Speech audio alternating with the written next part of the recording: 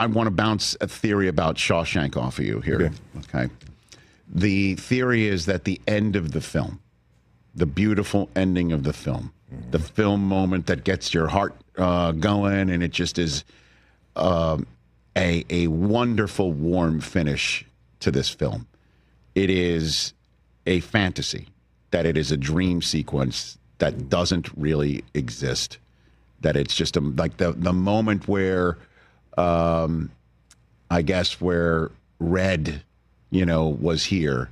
That's the moment where the movie ended, and that everything after that is just a dream. What are your thoughts on that subject I think matter? you've been watching The Penguin. Too much conspiracy theory? Too much dark, that things can't end in a fairy tale way. So you think the movie ended in that manner? Well, I know it did. I know it did. I know that's what happened. Yeah. Because it is a beautiful ending. I guess I don't know why. Perfect. It was a perfect ending to the film. Good. Well, there you go. I know, and I should just leave it there. But that's what I was reading, and I was hearing that there was these moments that was too pat. It was too beautiful of an ending. As a reaction, or somebody saying they had some kind of inside knowledge that it got rewritten? It didn't get rewritten. That was the general intent of it. That either Andy never got to Zihuatanejo, and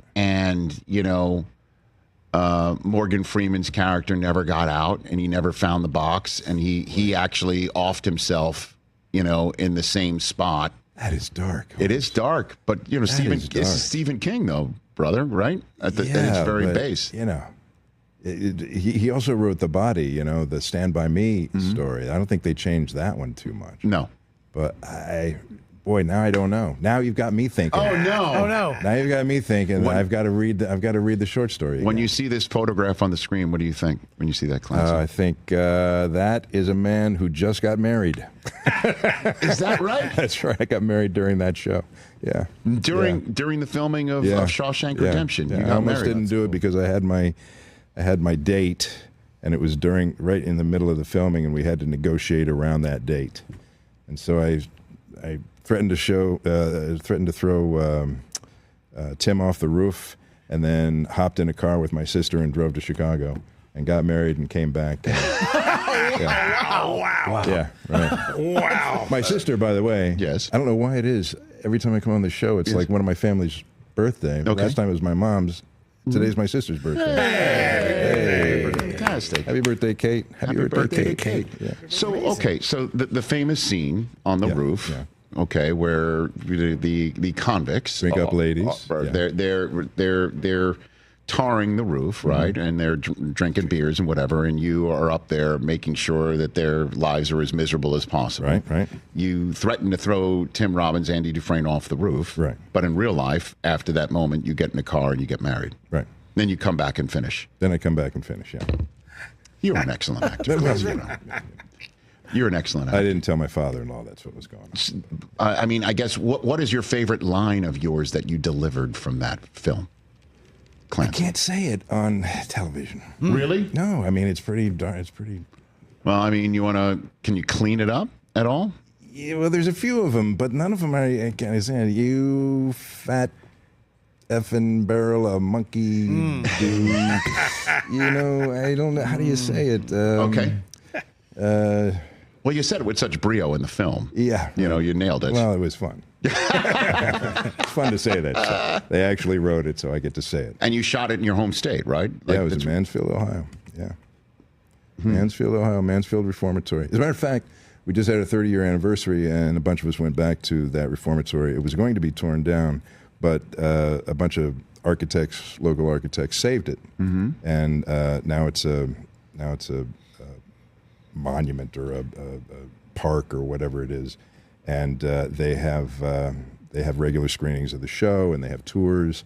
They go through this horrible maximum security prison, and then where they really make their money, though, is they have a haunted house throughout October, and they do heavy metal concerts in the yard.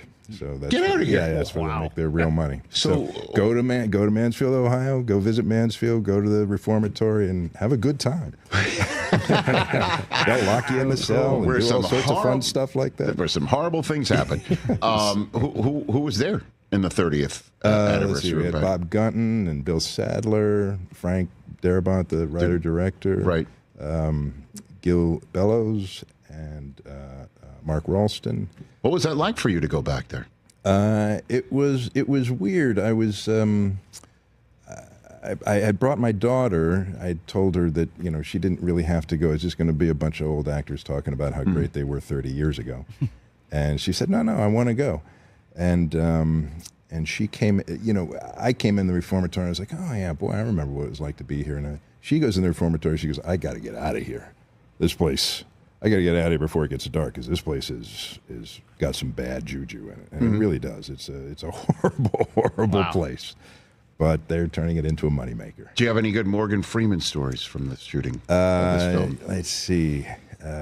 Morgan told me a story about his agent. I think it was his agent, or it was one of the agents. His agents got a call saying. And, this is based on a short story called Rita Hayworth and the Shawshank Redemption. And Rita Hayworth was one of the posters. Yes. Right, that covered up the excavation. And Morgan tells a story about how he got his agent said this, got a call about how much, from another agent about how much they loved the script and how wonderful it was. And that was no secret. It was a very popular script in Hollywood at the time.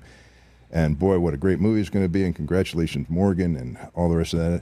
But I just want to put a little bug in your ear. Think about Julia Roberts for Rita Hayworth. In the film? Yeah. So clearly, yeah. No kidding. Yeah. Apparently there was lots of casting of Rita Hayworth going on. But there's no Rita Hayworth in the film, so that's the punchline. They right? didn't read the script. Oh, see, it's like agents. It's an agent joke. So how good was that script? I don't know. I haven't read it yet. Oh, my gosh. Yeah. That is wild. Yeah, I laughed, and Morgan just shook his head. It's so fun. That's my Morgan film.